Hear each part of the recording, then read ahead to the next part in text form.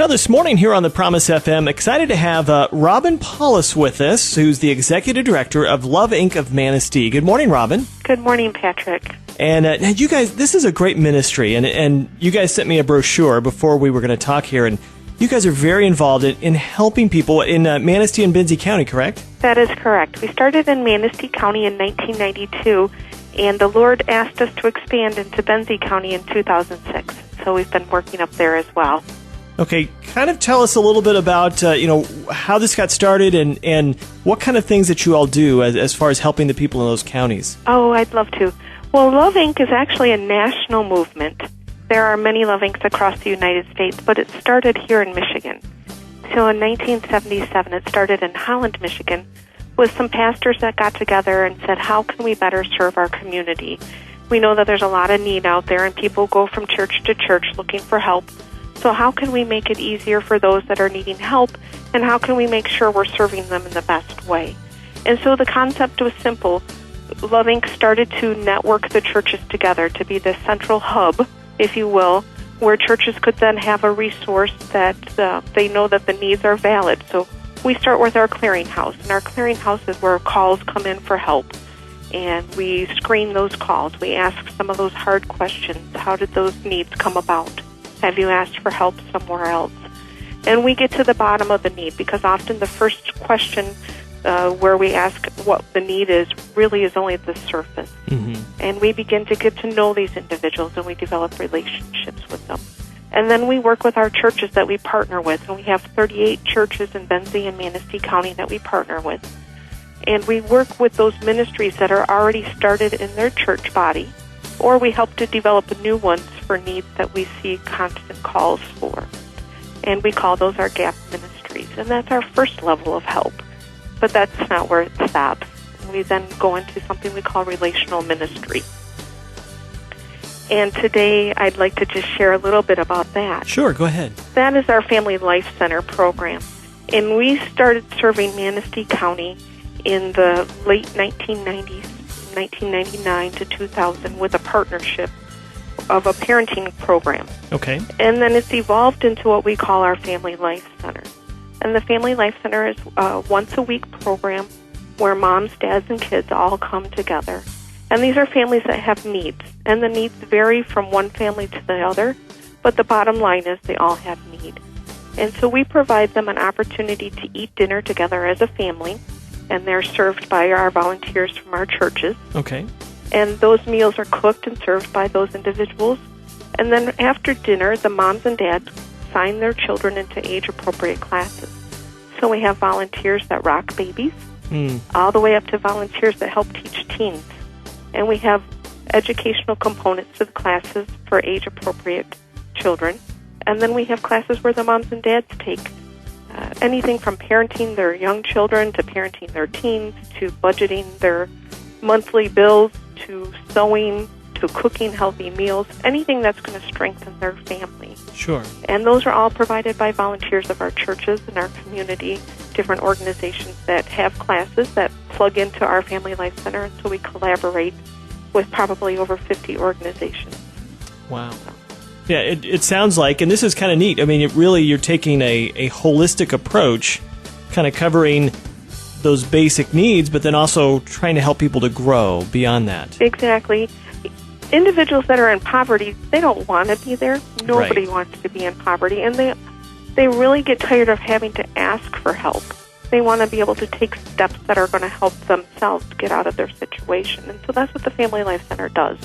It provides them with support and education, and it has somebody that can walk alongside of them during their tough time.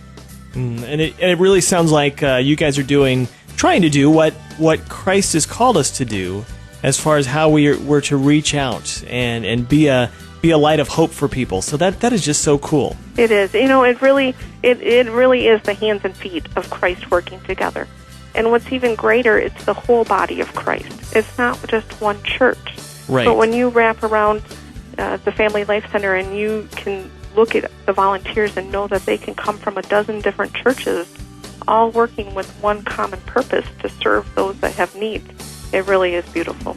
All right, so someone listening right now, they're hearing you talk about this, they say, ooh, man, this sounds like something maybe my family would like to get involved with, maybe as a church they could get involved.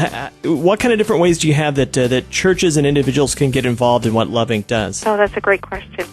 Well, several ways. They can first volunteer. We always have room for more volunteers. Our volunteers teach classes. Our volunteers cook the food. Volunteers rock the babies or help to teach the older children, or help in our resource room. And I didn't even touch on that, but the families, when they take the classes, they earn points. And those points equate to 1 point is equivalent to $1 value. Okay. So for taking classes, they can earn anywhere between 10 to 15 points. So if mom and dad both come, they can earn anywhere between 20 to 30 points, which means they can get $20 to $30 worth of product that their family needs. Toilet paper, laundry soap, things that everybody needs every day, but they just can't afford. Sure. So we have volunteers that help to organize our resource room. It looks like a little store. Okay. We have volunteers that then help the families use their points. We have volunteers that register the families as they come in and set their goals for the sessions. Okay. So we have anywhere between 30 and 40 different people every week that serve, and it's just continually an opportunity to be the hands and feet of Jesus. Okay, now what is, as far as like a church, let's say there's a church in your area who's not already involved, they want to see how they can become a part of partnering with what you guys do. Right.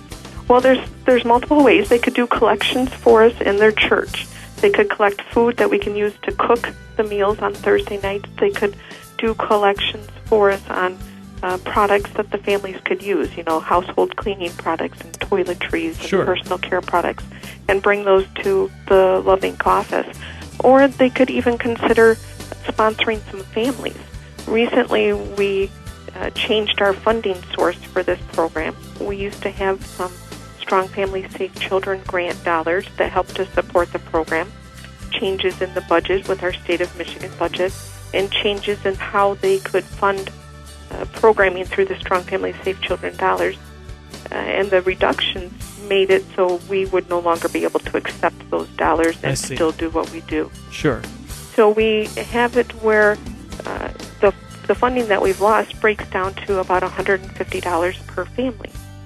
So if someone was able to sponsor a family, that would provide them with a year's worth of classes and dinners and resources, and just to be loved on by other Christians in our community. All right. Well, you know what, Robin, it sounds like you guys are doing a great work there at Love Inc. of Manistee. And now, if someone wants to get a hold of you, how's the best way to do that? Well, they can call us at our office, which is, phone number is 231-723-6613.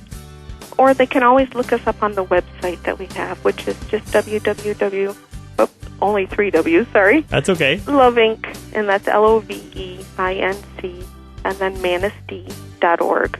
So loveincmanistee.org. That sounds great. Robin, thanks for taking some time with us this morning, and we'll be praying for this ministry, because it definitely sounds like something needed in the community right now. Yeah, it truly is. We're experiencing such an increase in volume of phone calls and families that are attending, and we know that it's not going to get better soon. Our state has to make some serious decisions on our own budget, which means more of our state resources will not be there for families that are hurting. We see this as an opportunity for the church to step in and do what Jesus asked us to do. That is so true. Thank you, Robin. Thank you, Patrick.